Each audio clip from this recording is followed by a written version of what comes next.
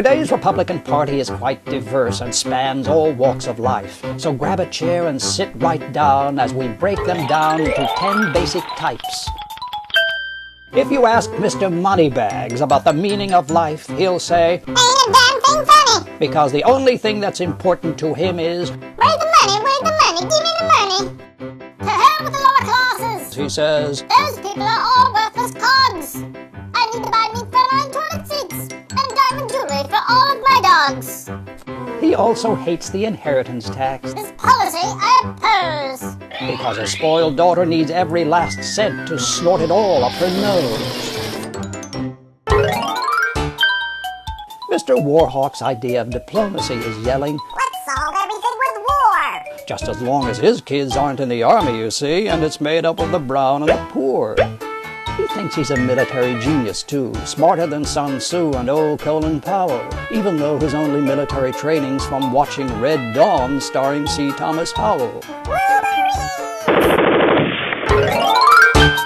Mr. Bibleton is a born-again Christian, just like his best buddy, the Prez, and they're both devout believers in Christ, only not so much in what he says. Jesus' words of helping the poor and needy are all right there in the Bible. But if you ask if he believes it's true, he'll say, I believe that might be a typo. they care not about AIDS in Africa or spreading love in the world today. What issue are they most concerned about? Making sure the TV don't turn us gay.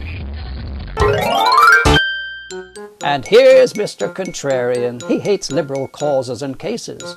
If you say global warming melts the polar ice caps, they'll say, No, it isn't. till they're blue in the faces. He's often on Yahoo News message boards typing in all caps and in the dark, or perhaps you'll find him in Hollywood writing plot lines for South Park. Mr. NRA likes guns more than people, that's why. And even though most Americans support gun control and banning cop-killer bullets.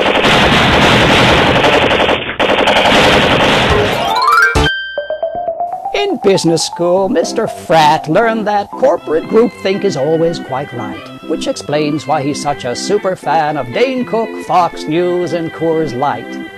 He hates affirmative action, for he feels it's a government gyp, People should have to get their own jobs in the world. like he did at his father's hot tub dealership. If forced to pick a political slogan, though, and choose a motto that fits, Mr. Frat would think for a moment and say either or. Show me your tits. Mr. Log Cabin likes spending his time and money helping Republicans campaign to win, even though most of the folks he's voting for think his existence is a mortal sin. And why is he such a staunch supporter of a party that so hates his guts? Because achieving equal rights is less important than getting upper bracket tax cuts. Then again, he may be a genius, so let's take all our criticism back. For he knows if Republicans remain in charge, gay soldiers can't be sent to Iraq.